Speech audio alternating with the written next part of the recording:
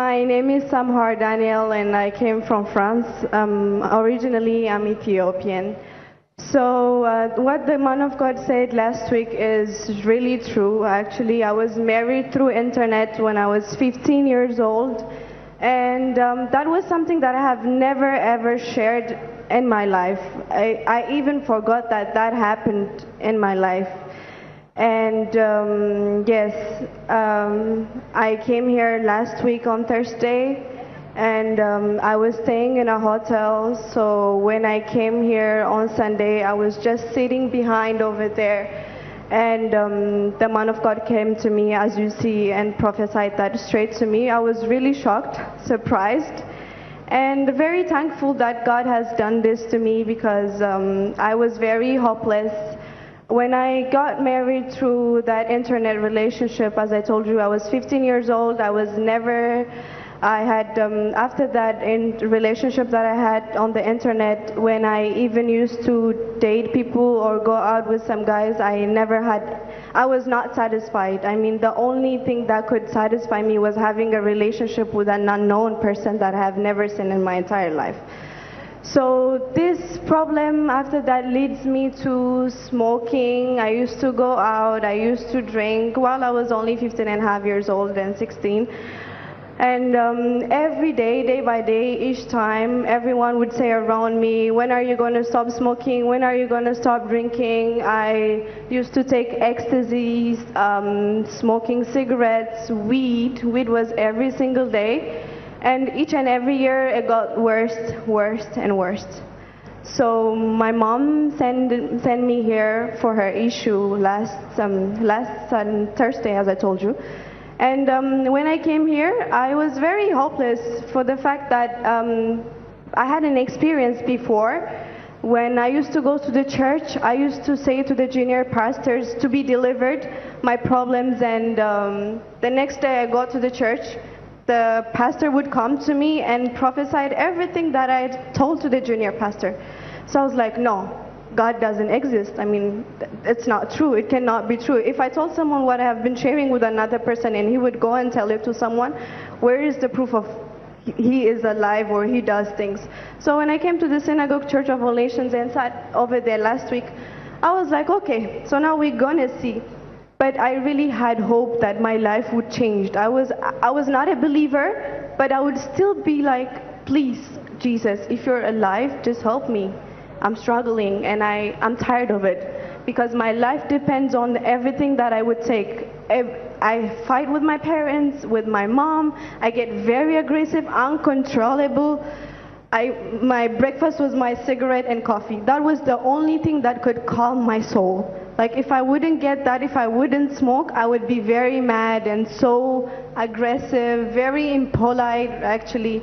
So even when I was on Sunday, when I was sitting here, every single minute I wanted to go out and smoke.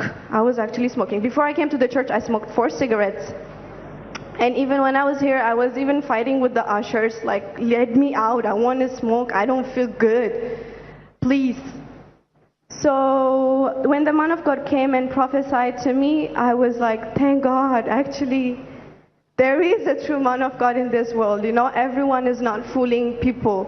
I was very happy. It was like a dream coming true. And immediately after that, people of God, I don't smoke anymore.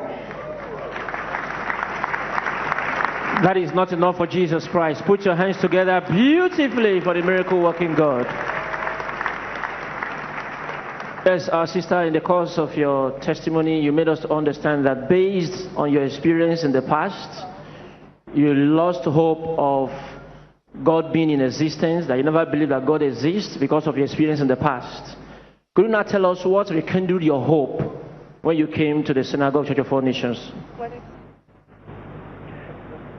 Can you tell us what rekindled your hope? What now made you believe that God exists?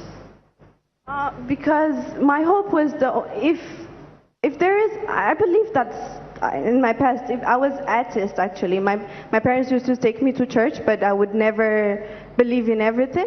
But my last experience really killed me. I was like, no way, if God would exist in this world, he would do something. And I would even talk to myself and be like, why don't you do something? Please, do something if you're here. And I came to the Synagogue Church of All Nations with a lot of struggles. It happened to me, too many things. My mom, even who pushed me here to come here, there was a time that she was even against it. So this was really meant to be. God really wanted to deliver me using the man of God. Okay, now can you tell us what happened here that made you believe that God exists?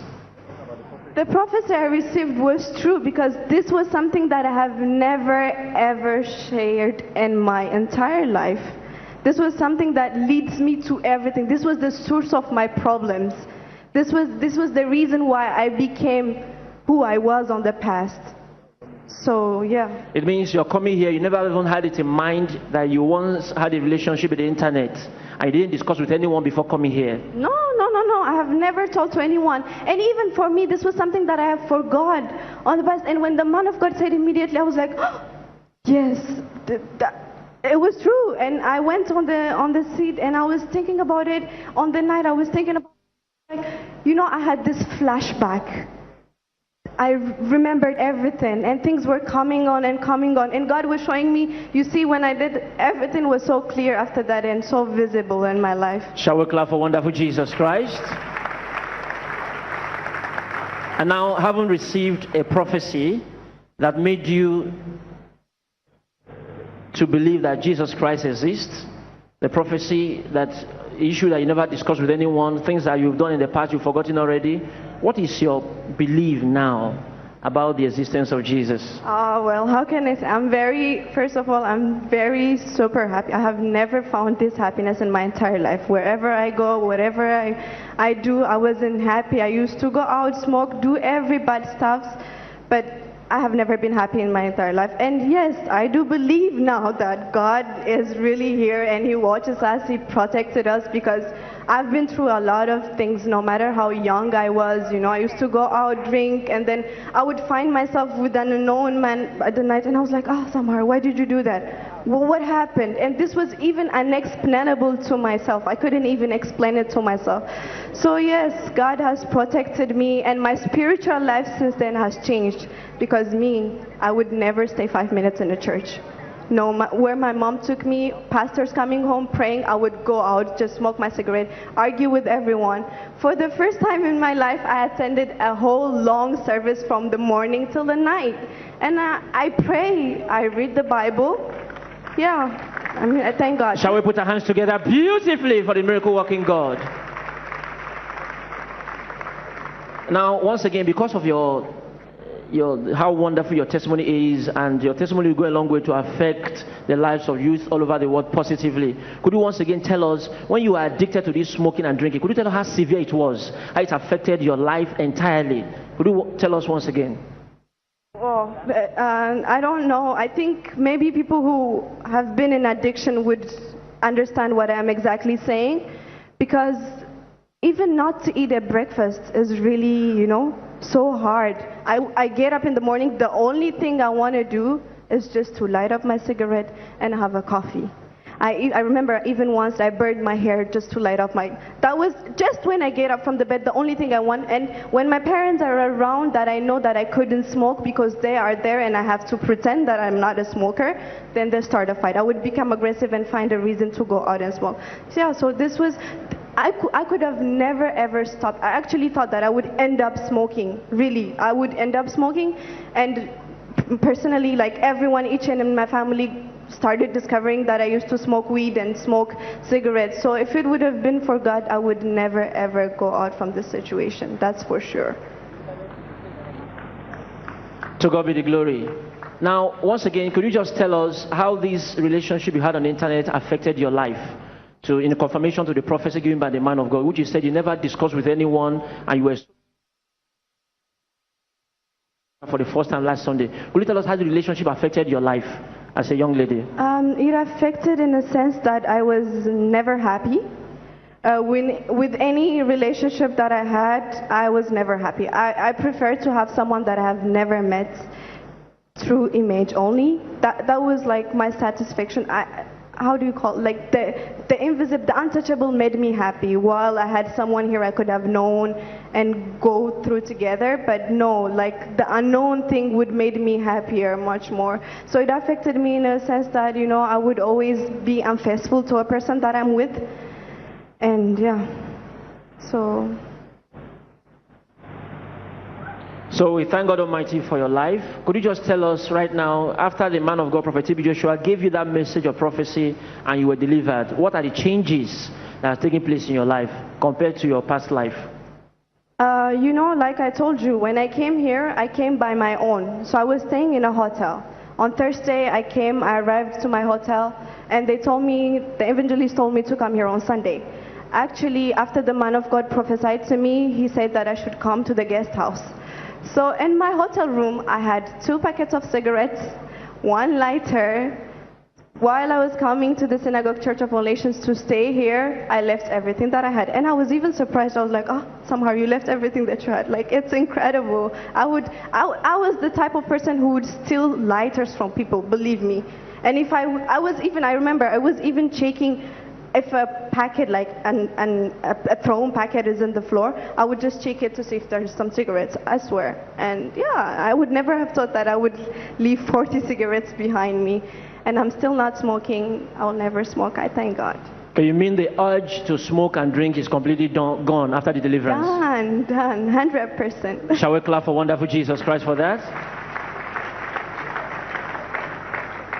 Now, finally, as a young lady who has experienced a lot in the world before Jesus Christ rescued you from the shackles of Satan, what word of advice do you have for people around the world, especially youth who are already into such trap? What do you advise them to do?